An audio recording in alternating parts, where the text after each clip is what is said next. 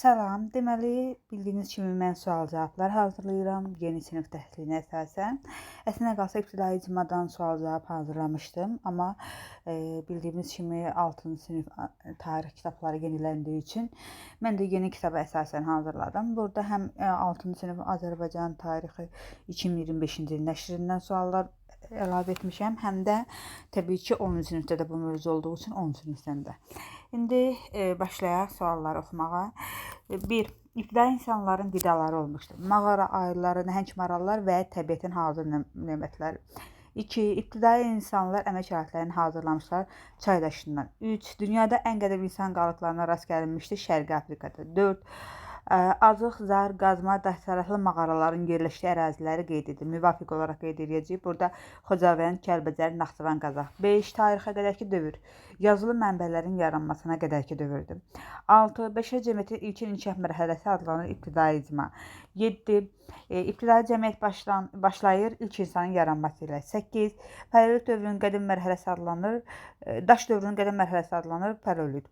9. Xocavənd rayonunun Quruçay vadisində yerləşən Azıq mağarasından tapılan materiallar əsasında öyrənilir paleolit dövrü. 10. Qədim insanlar bu məqsədlə birgə yaşayış yolunu seçiblər.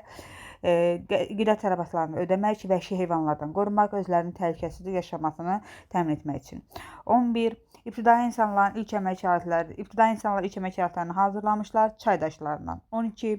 Qədim insanlar hazırladıkları alətlərdən istifadə etmişlər, ovladıkları heyvanları kəsmək, doğramaq üçün. 13. Mənimsəmə təsərrüfatı adlanır, yığıcılıq, ovçuluq, yem toplama. 14. Bu kollektivin tərkibi daimi olmurdu, tez-tez dağılırdı ulu icma. 15. Azıq mağarasındakı ocaq izlərinin yaşı 700 min əvvəl. 16. Ocaq qurmağın ilk təcrübəsi sayıla bilər, ocağın böyürlərinin daşla hörülməsi. 17. Azıq mağarasındakı tikinti qalıqları sübut edir qədim insanların tikinti vərdişlərinin olduğunu. 18. Sadə dini ayinlərin yaranması ilə bağlıdır. Azıq mağarasından tapılan ayı kəllələrinin bəzilərinin üzərində cızılmış müəyyən işarələr. 19. Paleolit düşərgələrindəki aparılan arxeoloji qazıntılar zamanı daşdan olan məmulatlar və insanların birlikdə ovladıqları heyvan və quş sümükləri əsasında hansı məlumatlar əldə edilmişdir?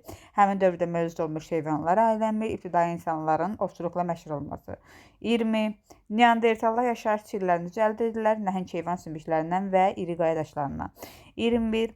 Neandertal insanların əsas məşğuliyyəti ovçuluq. 22. Azıq düşərgəsində yaşayan insanlar əmək alətlərini hazırlamışlar çaxmaq daşından. 23. Azərbaycanda Neandertal adamın qalığı aşkar edilmişdir Urmiya gölü yaxınlığındakı Tamtama mağarasından. 24.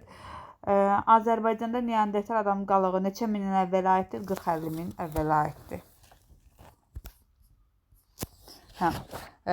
25. Homo sapiens ağıllı insan. 26. Deməli, səsli nitqin yaranmasına səbəb oldu. Əmək fəaliyyətinin artması, şuuru və düşüncənin inkişafı. 27. Bu sözün mənası ortadaş deməkdir, mezarət. 28. Müstəmləkə təsərrüfatına, istehsal təsərrüfatına keçiş əsası qoyuldu, mezarətdə. 29. Azərbaycanda mezarət dövrünün yaşayışı məşğuliyyəti bu abidələr əsasında öyrənmişdir, Qobustan abidələri. Deməli, 30. Mən burada 28-də müstəmləkə təsərrüfatına yazdım. Mənimsəmə olmalıdır o, mezarətdə, mənimsəmə təsərrüfatından. Söz səhv düşürdüm. Kompüterdə səhv yığmışam. Sonra 30, deməli, 30-cu sualda Azərbaycanda qaysı təsvirlər ilk dəfə qeydə alınmışdır Qobustanda 1939-cu ildə arxeolog İshak Cəfərizadə tərəfindən. 31. Qobustanda qaysı təsvirlər bu üsullarla çəkilmişdir? Döymə, qazma, sürtmə, cızma. 32. Qobustan abidəsi 1966-cı ildən elan edilmişdir. Mədəniyyət Nazirliyinin nəzdində Qobustan Dövlət Tarixi Bədii Qoruğu. 33. Qobustan abidəsi UNESCO-nun dünya siyahısına salınmışdır 2007-də. 34. Bu dövrdə əkinçilik və maldarlıq əsası yer tuturdu neolit. 35. Neolit dövründə torpağı yumşaldırırlar toxa ilə. 36. Neolit dövrü abidələrindən bu əmək alətləri tapılmışdır. Daş toxalar, çəkic, balta və lövhə. 37. Duluçuluqda saxsı qabları bişirmək üçün kürələr yarandı eneolit dövründə. 38. İbtidai metal işləmənin əsası qoyuldu eneolit dövründə. Sonra 39 mis əşyalar ilk dəfə burada meydana gəlmişdi qədim şərq ölkələrində. 40 mis daş dövründə şəhər məskənləri seçilirdi, çaykənarı və kiçik bulaqlara yaxın sahələrdə. 41 bu dövrdə qazma tipli evlər də mövcud olmuşdu, mis daş. 42 enaət dövründə ikinci dərəcəli təsərrüfat sahəsinə çevrildi, ovçuluq və balıqçılıq. Deməli 43 mis daş dövründə toxuculuq sənətinin daha da inkişaf etdiyini göstərir. Deməli mis daş abidələrindən tapılmış iyucukları. 44 enaət dövrünün dəfn edilişləri, deməli burada ölülər yaşayış məskəninin evlərinin arasından içərisində basdırılmışdı, üzərində qırmızı oxra çəpilmişdi və s. Deməli 45 mis daş dövründə Azərbaycan əhalisi əlaqə saxlamışlar. Ön Asiyanın qədim mədəniyyət mərkəzləri. 46 mis daş dövründə Azərbaycan əhalisinin Ön Asiyanın mədəniyyət mərkəzləri ilə əlaqə saxladığını sübut edir. Deməli o dövrə aid evlərin quruluşu, tikinti texnikası, həmçinin təsərrüfat və məişətdə işlədilən əşyaların oxşarlığı. 47 bu dövr həm də Kürəraz mədəniyyəti dövrü adlanırdı. Erkən Tunc. 48 Erkən Tunc dövründə yaşayış məskənləri salınırdı. Çay kənarlarında təsərrüfat üçün əlverişli sahələrdə yaxşı mühafizə olunan təbii təpələr üzərində. 49 toxu əkinçiliyi, xış əkinçiliyi əvəz olundu Erkən Tunc dövründə. 50 süni suvarma yarandı Erkən Tunc dövründə. 51 Erkən Tunc dövründə taxıl saxlanırdı xüsusi quyularda və böyük təsərrüfat küplərində. 52 bu dövrdə təsərrüfatda atdan istifadə olunurdu Erkən Tuncdan. Üzr istəyirəm. 53 yaylaq maldarlığının təşəkkülündə mühüm rol oynadı atçılıq. 54 şərəfinə kurqanlar ucaldılırdı tayfanın varlı üzvlərinə. 55 Azərbaycanda ilkin şəhər mədəniyyəti formalaşdı Orta Tunc. 56 bağçılıq, bostançılıq, üzümçülük yarandı Orta Tunc.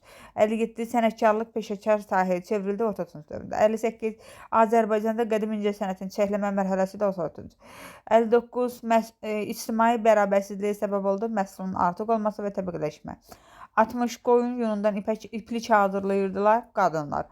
61 müdafiə tikililəri, sikloplu tikililər, qalalar inşa edilmişdi Son Tunc və Erkən Dəmirdə. 62 siklop nədir? Qədim Yunan əsazilərində qeyri-adi gücə malik varlıqlara verilirdi. 63 deməli 63 saxsı qabların istehsalında ayaqla hərəkət etdirilən dulu çarxından istifadə olunurdu Son Tunc ilk Dəmir dövründə. 64 3-cü əmək bölgüsü nəticəsində baş verdi.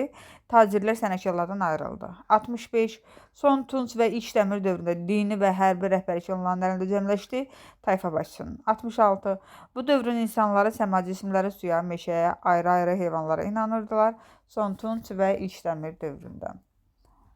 67 Son Tunc və ilk Dəmir dövründə Azərbaycan tayfaları ilə Qafqaz və Yaxın Şərq mədəniyyət mərkəzləri ilə əlaqəsində mübadilə vasitələri idi. Hazır məhsullar, metal, malqara və at və dəvə.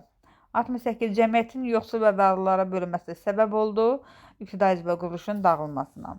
69 Eradan əvvəl 3-2-ci minilliklərdə Urmiya göl ətrafında yaşamışlar. Lulabuy, Kuti, Su, Turikki. 70 Azərbaycanın şimal ərazilərindəki tayfalar və tayfa birlikləri haqqında məlumat olmama səbəbi Azərbaycan şimal ərazilərinin yazılı mənbələrindən kənarda qalması.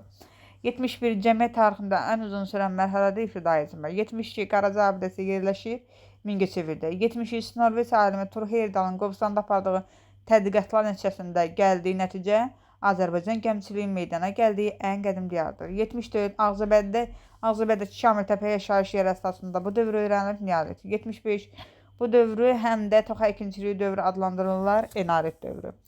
76 bu dövrdə taxılı dişləri və gözü daşı və çaxma daşı lövhələrindən düzəldilən orakla biçirdilər. Onlar Enarit dövrü. 77 Erkən Tunc dövrünə aid ibadət evləri Baba Dərviş, Qadaxda, Kültəpə, Naxçıvanda, Sərkətəpə, Naxçıvanda, Xaçmazda. Burada əslində qalsa çoxlarını bilirik, amma dəstəkdə nə var mən onu yazdım, yəni dəstəkdən kənara çıxmadım. Sonra 78 bu dövr 600 ilə yaxın davam etmişdir Orta Tunc. 79 böyük tayfa ittifaqları yarandı Orta Tunc. 80 2-ci əmək bölgüsü nəticəsində sənətkarlıq müstəqil sahəyə çevrildi.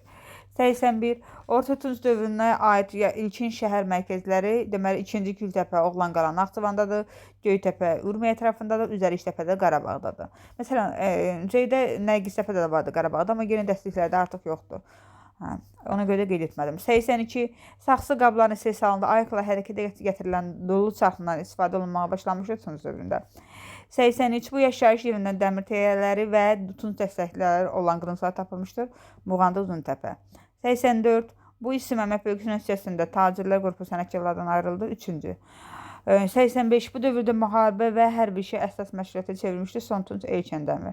86. Gədəbədəki Arıqdam kəndindəki tikilinin xarakteri siklopi tikilidir. 87. Bu kurqanlar mülki bərabərsizliyin dərinləşməsini və ibtidai cəmiyyətin dağılmasını göstərir. Qarabağda Xocalı, Oğuzda Kərimli.